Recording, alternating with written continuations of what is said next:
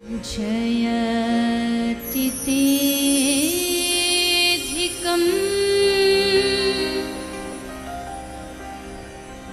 जन्मना व्रज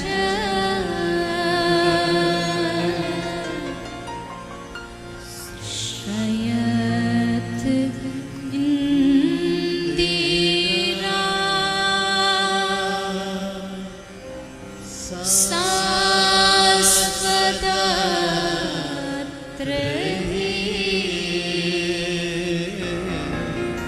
जय माता दी और जय श्री कृष्णा।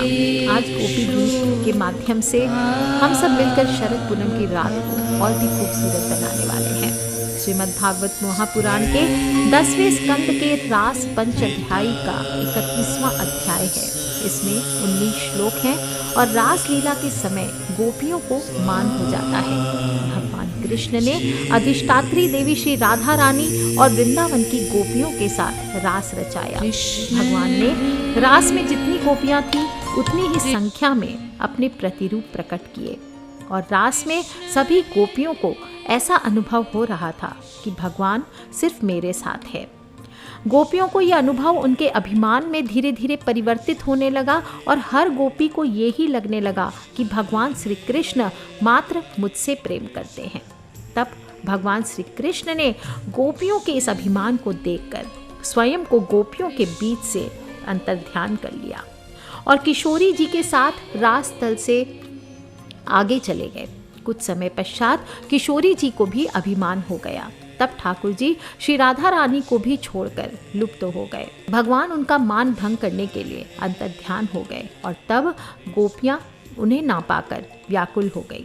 वे आर्त स्वर में श्री कृष्ण को पुकारती, यही विरह गान गोपी गीत है। इस गीत में प्रेम के अश्रु हैं, मिलन की प्यास है, दर्शन की उत्कंठा है और स्मृतियों का रुदन है।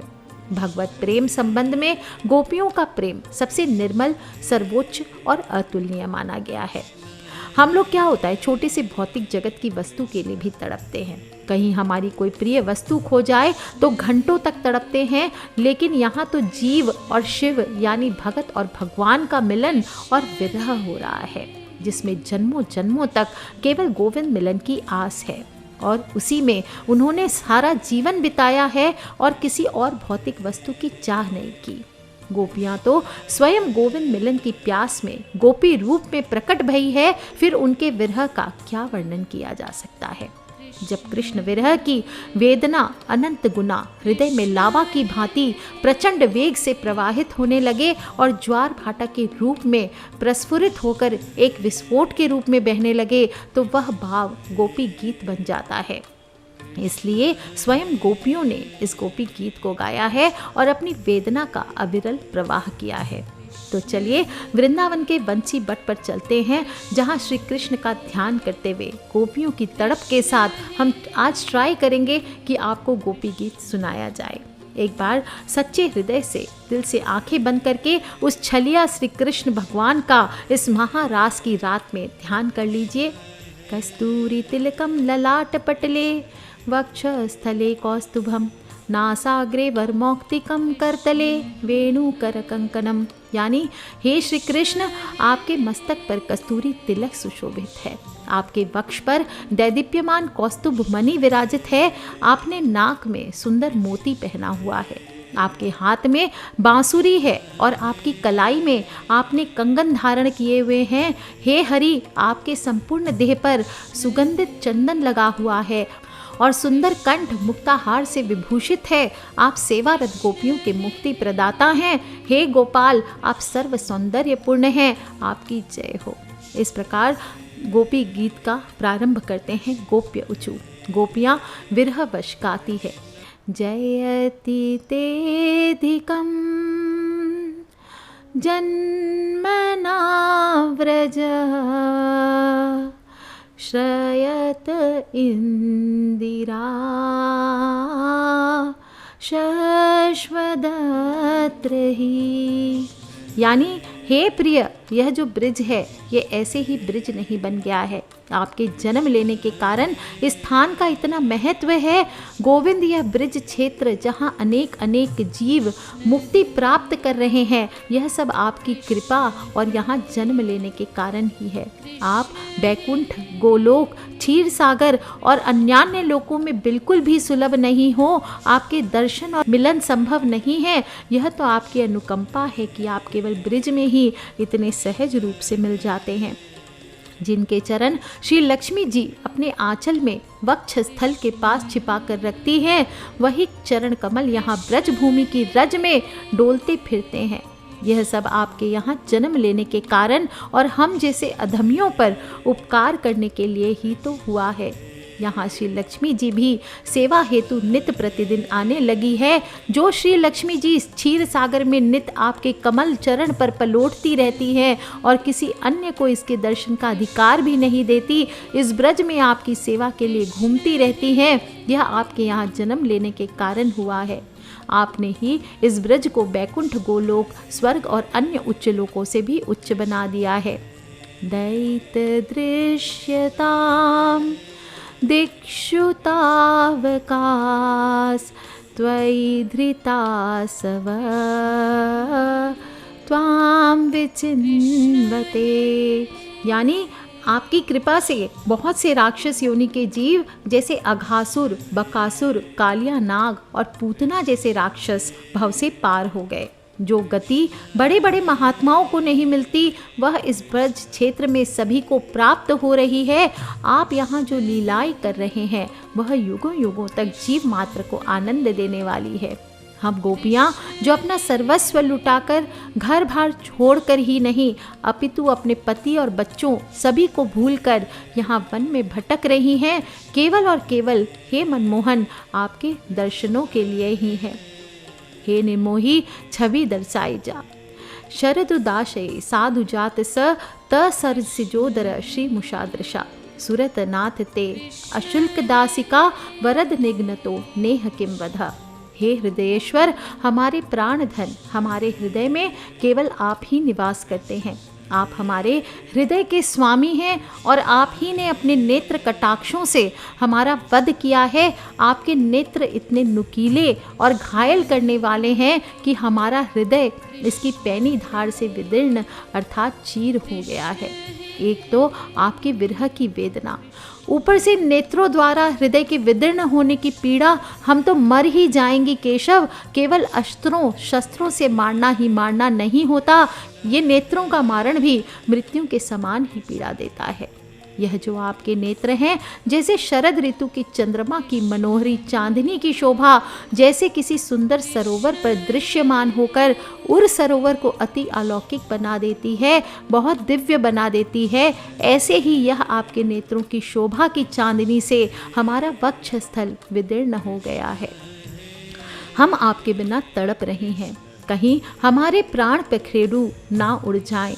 हम आपके नेत्रों की, जो कि अपनी सुंदरता से किसी को भी घायल कर देते हैं, उन नेत्रों के दर्शन करना चाहती हैं। हम सब आपके चरणों की दासी हैं और कोई शुल्क भी नहीं लेती।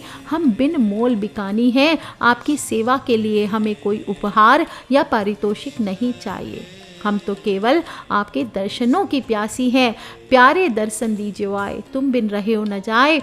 और फिर गोपियाँ कहती है, हे चैतन्य स्वरूप माधव, आप अपने नेत्रों के कृपा कटाक्ष से जड़ जीवों को भी सजीव करने वाले हैं। फिर हम गोपियाँ जो जड़मती हो गई है तुम्हारे विरह में, हम पत्थर हो गई हैं, तुम अपने इन कमल नयनों से क्यों नहीं अपनी करुणा का अमृत वर्षण कर रहे? क्यों नहीं अपने रूप का दर्शन हमें प्रदान कर रहे हो? आपने अनेकों अनेकों बार हम सबका रक्षण किया है। जब कालिया नाग के विष से सारी जमुना का जल विषाक्त हो गया, तब आपने ही अपनी कृपा से हम सब ब्रिजवासिन की रक्षा की है। जब अघासुर अजगर बनकर सकल गोकुल वासियों को निगलना चाहता था, तब भी आपने ही हमारी रक्षा की है।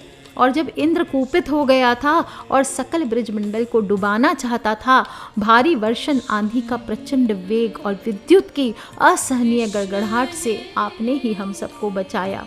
हे गिरधर, यह सब आपकी कृपा का ही फल था। हम सब आपके ऋणी हैं। आपने कोई भी अवसर हमारी रक्षा का नहीं छोड़ा, सदैव हम सबकी रक्षा के लिए तत्पर रहे हैं। हे मधुसूदन, हम जीव आज इस घोर कलयुग में भी अनेक अनेक वासनाओं के शिकार हैं। मोह, लोभ, दंभ, पापाचार, स्वार्थ, विषय, काम, लोलुपता से ग्रसित अनंत दुर्गुणों से पीड़ित हैं। यही नहीं, इन सब से ग्रसित न जाने कितने कुकृत्य में संलिप्त हैं। हे माधव, भव सागर से डूबता हुआ हम सबके तारणहार, आप कहाँ छुप गए हो? ना केवल इस युग में अपने गोकुल वासियों की रक्षा की है, आज भी हमें आपकी करुणा दृष्टि और वरद हस्त का आशीर्वाद चाहिए, आपका संग चाहिए। हे प्रभु, हमारी रक्षा कीजिए। हे परम सखा, यहाँ परम सखा कहने का अर्थ मित्र भी है, सुख प्रदान करने वाला भी है। अतः गोपियाँ कहती है, हे कृष्ण, आप केवल यशोदा के पुत्र बनकर आए हो और केवल उन्हीं को आनंद देने वाले हो, ऐसा नहीं है। आप नंद बाबा के घर जन्मे तो हो, लेकिन आप सभी ब्रिजवासियों को सुख प्रदान करने के लिए आए हो। सच तो ये है, आप सकल ब्रह्मांड के जीव मात्र के कल्याण और सुख के लिए अवतरित हुए हो। आप सभी प्राणियों के हृदय में निवास करने वाले हो। आप सभी जीव मात्र के लिए अंतर्यामी, उनके मन में, हृदय में निवास करने वाले हो। आपका यह जन्म ब्रह्मा जी के कहने पर और जीव मात्र के कल्याण के लिए इस यदुकुल और ब्रिज में हुआ है। सबका अधिकार आप पर समान रूप से है। आप किसी वर्ग विशेष के लिए नहीं हैं, अर्थात आपसे सभी को प्रेम का अधिकार है और सभी को आपसे प्रेम करने का समान अधिकार है। जो आपकी शरण में आ जाता है वह आपकी छत्र छाया को पा लेता है, फिर उसकी रक्षा और पालन आपका उत्तरदायित्व हो जाता है। जो व्यक्ति संसार के संताप से सताया हुआ है, आपकी शरण ले लेता है, आप उसकी रक्षा करते हैं। अनेकों अनेक उदाहरण हैं जहां आपने अपनी इस प्रवृत्ति को सिद्ध किया है। फिर चाहे उदाहरण स्वरूप भक्त प्रहलाद को ले लो, या ध्रुव को ले लो, या गजेंद्र गज, या कुब्जा शबरी और अहिल्या का दृष्टांत ले लीजिए। ऐसा कौन सा जीव है जिस पर आपने उपकार नहीं किया है? और जो भी जीव किसी भी भाव से आपकी शरण आया हो, आपने अपनी शरणागति उसे प्रदान कर अपने अभय दान से उन भक्तों का मान बढ़ाया है। विभीषण जैसे रावण के भाई को आपने शरणागति दी है। आप इतने करुणामयी हैं कि आप अपनी कृपा से कुपात्र को भी कृपा का पात्र बना देते हो। सखा नीति तुम नी की बिचारी, मम पन शरणागत भयहारी। प्रभु, आप शरणागत वत्सल हैं। कोई भी पात्र या कुपात्र आपकी शरण हो जाता है, वह आपका उत्तरदायित्व बन जाता है। और जो लोग जन्म मृत्यु रूप संसार के चक्कर से डरकर आपके चरणों की शरण ग्रहण करते हैं, उन्हें आपके कर कमल अपनी छत्र छाया में लेकर अभय कर देते हैं। हे हमारे प्रियतम, सबकी लालसा अभिलाषाओं को पूर्ण करने वाला वही कर कमल जिससे आपने लक्ष्मी जी का हाथ पकड़ा है, हमारे सिर पर रख दो। आपने इतना कुछ किया, इतने अधमियों को भी आपने कृपा से भव पार किया, फिर हमारी बारी में इतना देर क्यों लगा रहे हो? हम आपकी शरण हैं, आपके कर कमलों की छत्र छाया के अभिलाषी हैं। कृपा करके हे मनमोहन, अपने ये सुकोमल हम हस्त हमारे सर पर रख दीजिए। हम आपके शरणागत चाहते हैं। हे वीर शिरोमणि श्याम सुंदर, तुम सभी ब्रजवासियों का दुख दूर करने वाले हो। आपका मुख चंद्र इतना शोभायमान है जिसके दर्शन भर से ही सभी संताप दूर हो जाते हैं। पहले नेत्रों से वार किया, फिर करुण हस्त की मांग है, और अब मुख कमल की अर्थात गोपियां इतनी तृषित है कि किसी भी प्रकार से प्रभु को पाना चाहती है। वह एक झलक पाने को आतुर हो रही है, मर रही है, तड़प रही है, अति विह्वल हो रही है। विह्वल का अर्थ है प्रेम की तड़प में अत्यधिक रोने की अवस्था में पहुंच जाना। वो रुदन कर रही है। आपका मुख इतना सुंदर है कि यदि एक पल के लिए भी आप हमें दर्शन दे दो तो हम अति सुख पाएंगे। श्री हरिवंश किशोर लाडले विनती कबहू विचारोगे। तुम्हारी मंद मंद मुस्कान की एक एक झलक ही तुम्हारे प्रेमी जनों के सारे मान और मद को चूर चूर कर देने के लिए पर्याप्त है। और आपकी अधीर मुस्कान से कौन सा ऐसा जीव है जो मोहित नहीं होता। सागर मंथन से निकले अमृत के बंटवारे हेतु आपने जब मोहिनी रूप लिया तो आपकी मुस्कान से सभी राक्षस गण ही मोहित हो गए। तो आपके इस रूप और मुस्कान हमारे हृदय को चीर देती है, इसमें हमारा क्या दोष है। हम तो आपकी मुस्कान की, आपके अधरों से झरने वाले अमृत की एक एक बूंद के लिए तड़प रहे हैं। जैसा कि हमने आपसे पहले भी कहा है, आप हमसे दूर न जाओ। हम आपकी वो दासी हैं जिसे कोई सांसारिक संपदा की लालसा नहीं है। हम तो बिन मोल ही आपकी दासी हैं और केवल आपकी मुस्कान मात्र का दर्शन चाहती है। मेरी पलकें तेरे दीदार का मेरे मोहन इंतजार करती है। आपके मुख को निहारने के लिए आपकी सेवा में खड़ी है। हे हमारे प्यारे सखा, हमसे रूठो मत, प्रेम करो। हम तो तुम्हारी दासी हैं, तुम्हारे चरणों पर न्यौछावर हैं। जैसे भीलिनी वर्षों तक आपकी प्रतीक्षा में तड़पती रही और बिन मोल सेवा भाव में लगी रही और आपने उन्हें अपने प्रेम से तृप्त किया, उसी विरह पीड़ा को हम भी सहन कर रही हैं। नंदलाल, आपके ये चरण जिनके दर्शन मात्र से, जिनकी रज मात्र से पापियों का उद्धार हो जाता है, हम उन चरणों के दर्शन चाहती हैं। आपके चरण कमल शरणागत प्राणियों के सारे पापों को नष्ट कर देते हैं। जैसे अहिल्या को जैसे ही आपके चरणों की रज उड़कर लगी, जो कि वर्षों से शिला बनी आपकी कृपा चाहती थी, वह पल में सजीव हो गई। उसका पाप ताप सब मिट गया। आपके कमलाचरण अद्भुत हैं, वे समस्त सौंदर्य माधुर्य की खान हैं और स्वयं माता लक्ष्मी इनकी सेवा करती रहती है। जो लक्ष्मी जी इन चरणों पर किसी भी बाह्य जीव की दृष्टि भी नहीं पड़ने देती, आज तुम उन्हीं चरणों से हमारे बछड़ों के पीछे पीछे चलते हो। अर्थात जो लीलाएं आप ब्रिज में कर रहे हैं, यह असाधारण है और हमारे लिए उन सांप के फणों तक के रखने में भी आपने इन चरणों को संकोच नहीं किया। आपने हम सब गोकुल वासियों के हित के लिए यमुना के विषाक्त जल में कूदकर कालिया नाग के मस्तक पर फण पर इन कोमल चरणों से नृत्य किया। आपने हम सब पर इतनी कृपा की है, कभी भी और कोई भी अवसर पर अपनी करुणा की आपने कमी नहीं रहने दी है। तो फिर आप अब कहाँ छुप गए हो मेरे श्याम? हमारा हृदय तुम्हारी विरह व्यथा की आग से जल रहा है। तुम्हारे मिलन की आकांक्षा हमें सता रही है। तुम अपने वे ही चरण हमारे वक्ष स्थल पर रखकर हमारे हृदय की ज्वाला को शांत कर दो। हम सब आपसे विनती कर रही हैं कि हमारा यह हृदय विरह अग्नि से तप्त हो रहा है। यह वेदना इतनी गंभीर हो गई है कि हमारी छाती फटने को तैयार है और अब यह अग्नि हम सबको भस्म करने को आतुर है। हम आपसे विनती कर रही हैं कि आप अपने चंदन जैसे चरणों को हमारे वक्ष स्थल पर रखकर हमारी वेदना शीतल कर दीजिए। मधुरया गिरा वल्गुवाक्या बुधमनो गया पुष्करे क्षण। हे कमल नयन, तुम्हारी वाणी कितनी मधुर है। तुम्हारा एक एक शब्द हमारे लिए अमृत से बढ़कर मधुर है। बड़े बड़े विद्वान भी उसमें रम जाते हैं। जैसे ही आपकी मधुर वाणी का श्रवण होता है, कोई भी आप पर मोहित हो जाता है। जैसे वामन अवतार में आपकी मधुर वाणी और वेश देखकर राजा बलि मोहित हो गया और बिना कुछ सोचे आपको वचन दे दिया, उस पर अपना सर्वस्व न्यौछावर कर दिया। आपकी वाणी भी इतनी ही मोहिनी है कि किसी को भी अपने वश में कर लेती है। तो फिर हमारा क्या दोष है जो हम आपकी वाणी को सुनकर आप पर मोहित हो गई हैं। आपकी उस वाणी का रसास्वादन करके आपकी आज्ञाकारिणी दासी गोपियां आप पर मोहित हो रही है। हे दानवीर, अब तुम अपना दिव्य अमृत से जो भी मधुर अधर रस पिलाकर हमें जीवन दान दे दो, छका दो। यानी आपका अधर अमृत, जिसे कि वंशी नित्य प्रतिपाण करती है और मधुर मधुर स्वर उत्पन्न करती है, जिसकी स्वर नाद से त्रिलोकी भी मोहित हो जाती है।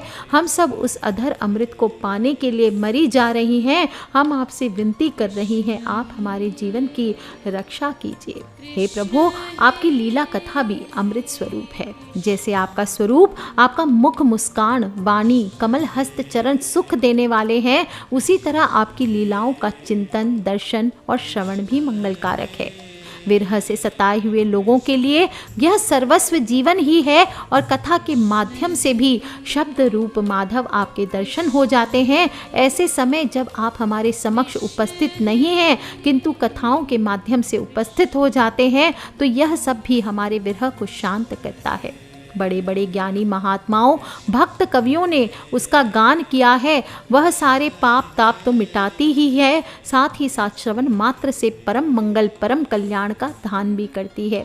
वह परम सुंदर, परम मधुर और बहुत विस्तृत है। जो भी जीव आपकी कथा अमृत का दान करते हैं, उन कथाओं का श्रवण, गायन और पठान करते हैं, वे धन्य हैं, क्योंकि वे आपको शब्द रूप से दर्शन करवाने में समर्थ हैं। जो तुम्हारी उस लीला कथा का गान करते हैं, वह वास्तव में भूलोक में सबसे बड़ा दाता है। ना हम वसामी वैकुंठे योगिनम हृदय नवा। हे नारद, न तो मैं वैकुंठ में रहता हूँ, न योगियों के हृदय में रहता हूँ।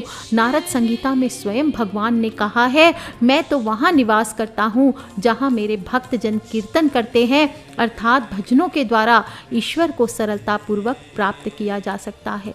यहाँ भगवान का कहने का तात्पर्य है कि मैं भजन, नाम, सुमिरन और कथा के माध्यम से अति सुलभ हूँ, और जहाँ यह सब होता है मैं वहीं रहता हूँ, अन्यत्र कहीं जाता ही नहीं। मुझ कथा में पाया जा सकता है। जैसे संतजन भगवान की महिमा का गुणगान करते हैं, वैसे ही उन्हीं के आश्रय में सुगम रूप से वे मिल जाते हैं। और श्रीमद् तुलसी रामायण में जब श्री राम वन में विचरण करते हुए वाल्मीकि आश्रम में होते हैं, तो वे पूछते हैं कि हे मुनिवर, मुझे अब कहाँ रहना चाहिए। तब इन्हीं भूरी जन अर्थात संत ने वह स्थान, वह सूत्र बताए जहाँ प्रभु निवास करते हैं। गोपी गीत के मध्य में रामायण के इस प्रसंग की चर्चा की गई है, और ये गोपियाँ संतों और कथा की बात करती है, और स्वयं भगवान श्री राम ऐसे ही भूरी जनों से अपने लिए रहने का स्थान पूछते हैं। तो इसका समाधान भी संत जनों के पास है, और उन्होंने श्री राम के लिए नहीं, हम जैसे जीवों के हित के लिए ऐसा वर्णन किया है।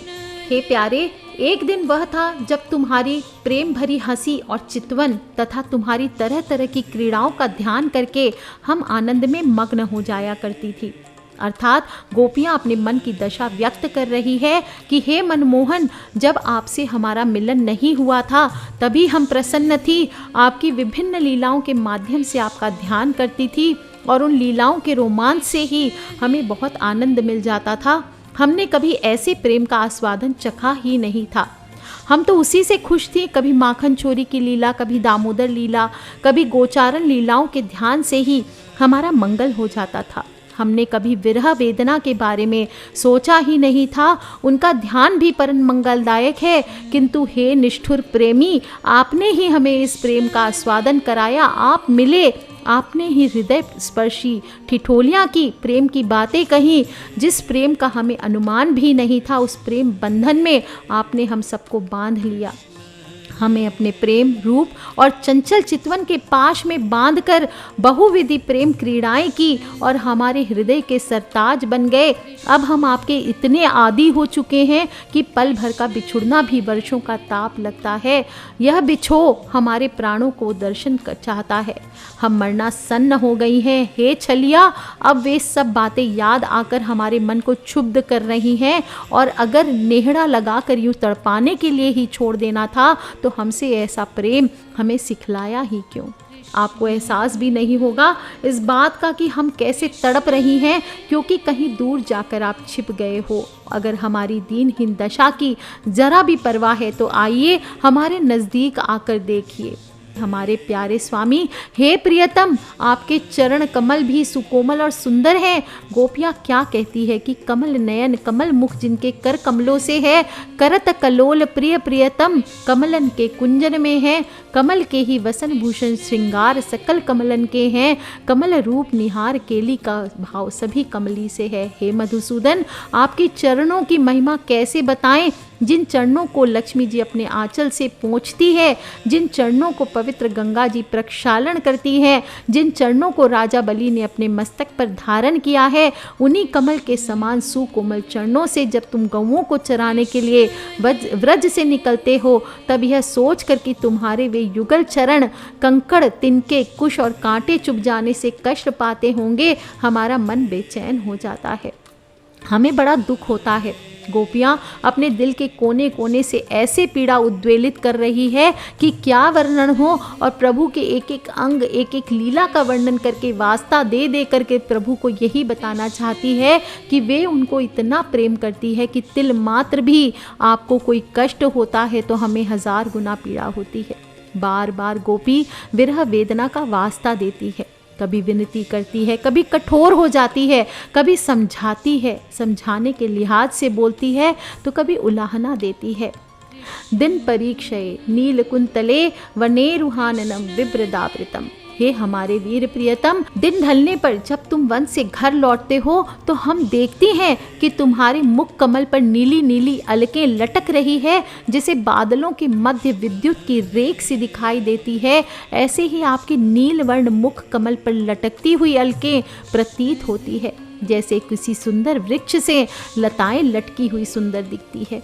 ऐसे ही आपका मुख कमल शोभायमान हो रहा है और गौओं के खुर से उड़ उड़कर घनी धूल पड़ी हुई है और धूल धूसरित आपका चेहरा बादलों की सी चटाई लिए हुए, जैसे आकाश में कहीं नीलवर्ण कहीं श्वेत नजर आता है, ऐसा ही आपका मुख नजर आता है। धुरी भरे अति शोभित श्यामजू तैसी बनी सिर सुंदर चोटी। तुम अपना वह मनोहरी सौंदर्य हमें दिखा दिखा कर हमारे हृदय में मिलन की आकांक्षा को उत्पन्न करते हो। हम आपकी ऐसी मनोहरी छवि पर बार बार वारी जाती है। इसे देखकर आपको पाने की लालसा हमें और अधिक तड़पा देती है। तेरे रूप की माधुरी ने ऐसा घायल कर दिया, जो दिल हमारा अपना था वो तुमने अपना कर लिया। चलती है जो धड़कने दिल में पहले तो थी, जीने के लिए अब धड़कती है तभी जब तेरा नाम लिया। एक विरहनी को यदि प्रेमी की एक झलक भी मिल जाए तो उसके प्रेम की एक बूंद उसे मिल जाती है तो वे अमृत स्वरूप कार्य करती है। जैसे किसी मरणासन्न जीव की जिह्वा पर अमृत की एक बूंद डाल दी जाए तो वह पुनः जीवित हो जाता है। ऐसे ही आपका दर्शन हम सबके प्राणों की रक्षा करने वाला अमृत है। हे मधुप, आप हमारी रक्षा कीजिए। आपके चरण कमल शरणागत भक्तों की समस्त अभिलाषाओं को पूर्ण करने वाले हैं। न जाने कितने उद्धारण आपके करुणा के हैं। जिन्होंने भी आपकी शरणागति ग्रहण की, उन सब का आपने उद्धार किया है। गणिका गज गीत अजामिल से तुम तारि दियो सुनि में लुभायो।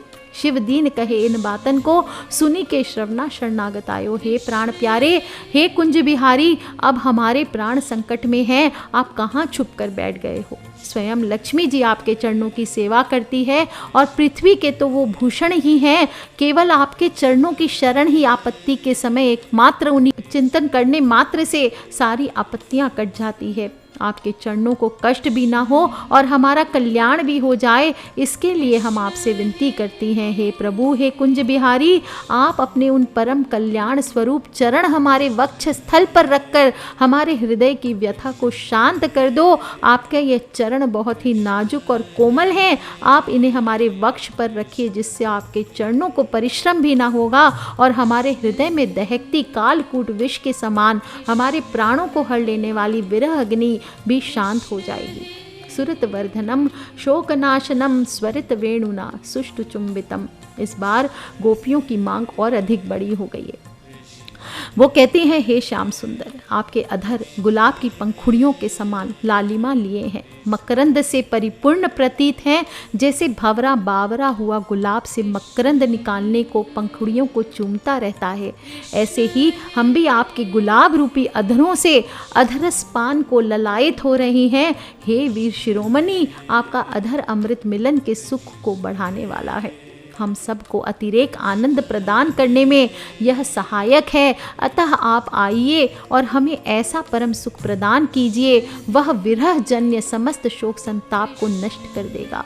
आपके विरह के कारण जो दहकता हुआ विष हमारे अंदर प्रवाहित हो रहा है, उसकी उष्णता को शांत करने के लिए आपका अधर अमृत ही एक संजीवनी औषधि है। जैसे ये मुरली जैसे ही आपके अधर से स्पर्श करती है, इसके पोर पोर से अमृत जैसा संगीत निकलने लगता है। यह बहुत भाग्यशाली है जो सदैव आपके अधरों से अमृत का पान करती है।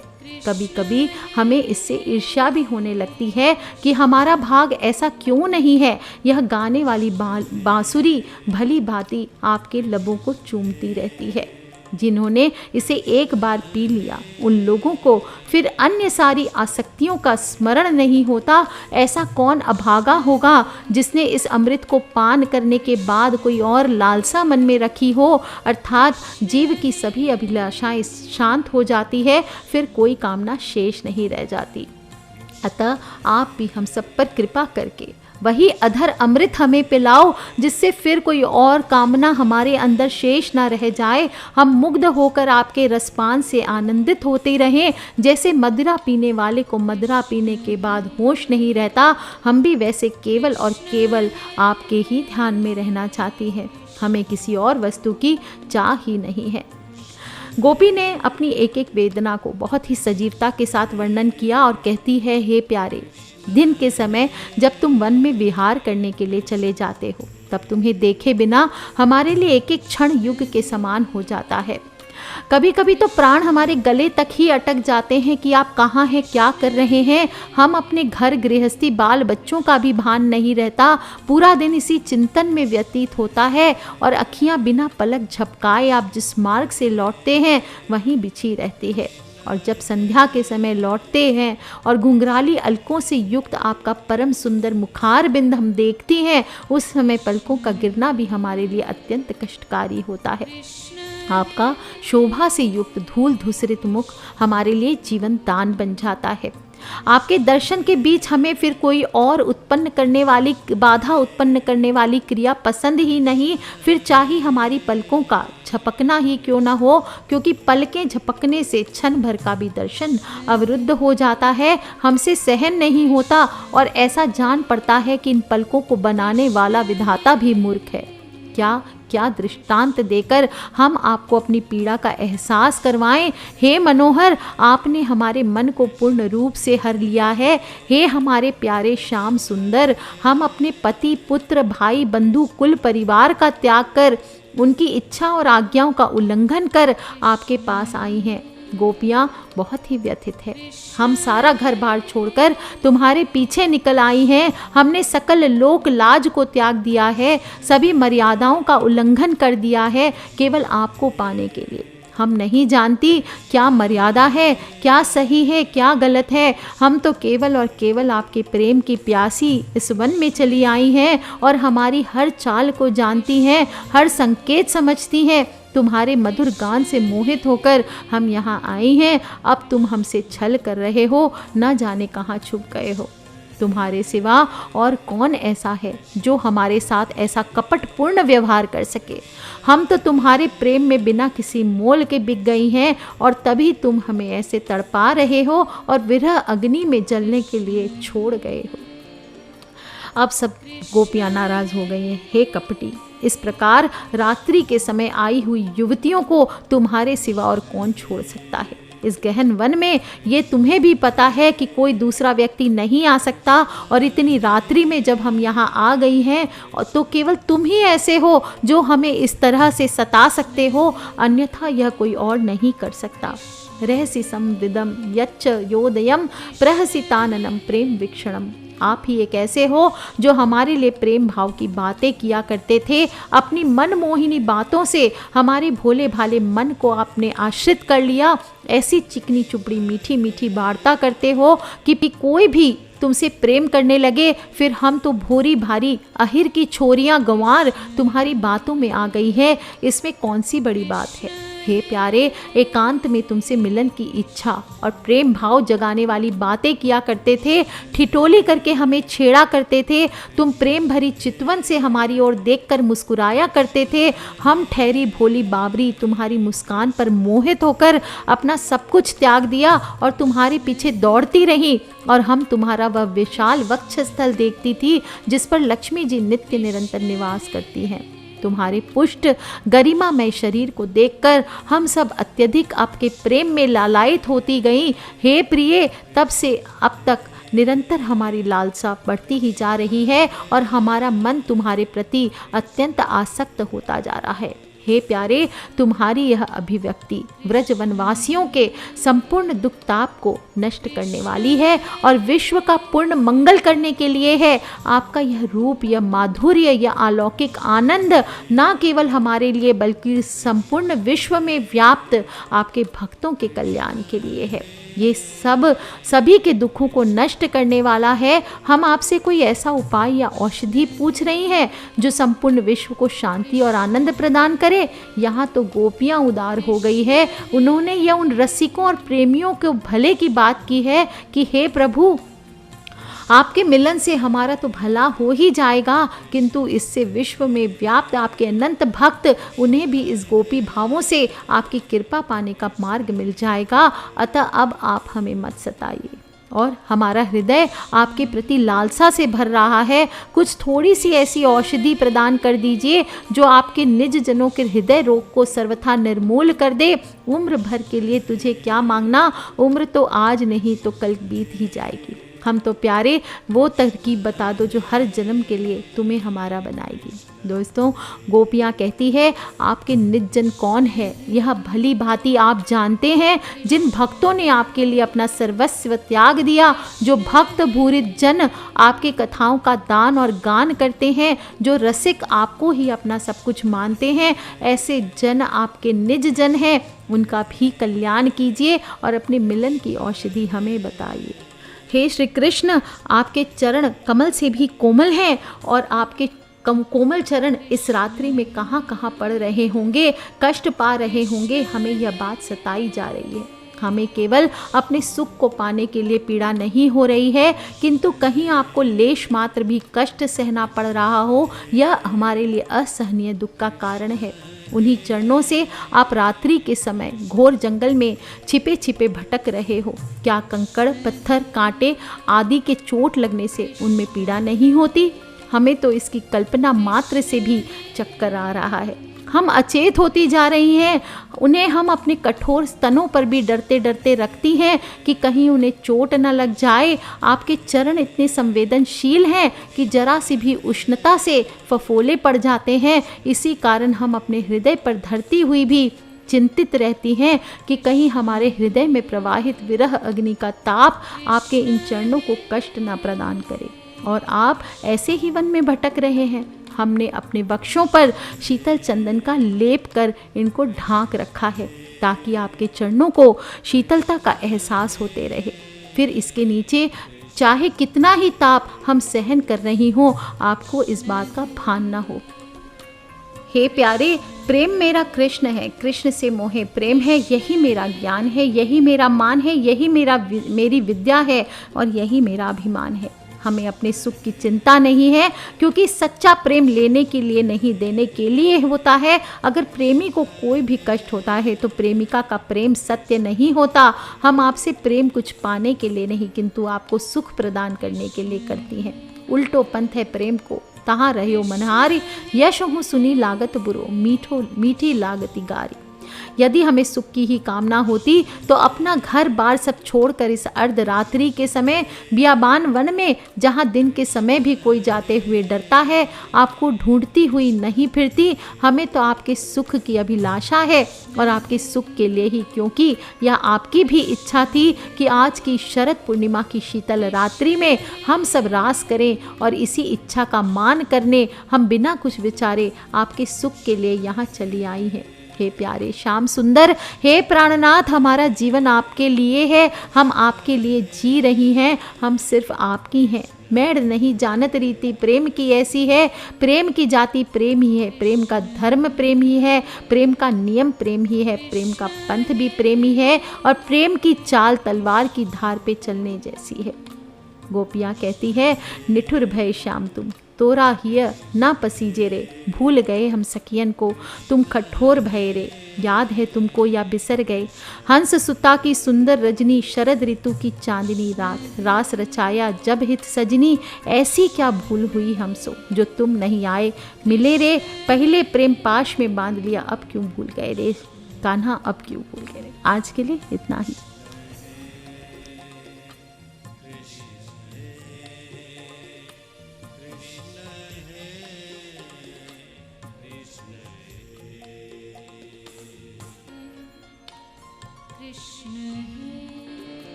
कृष्ण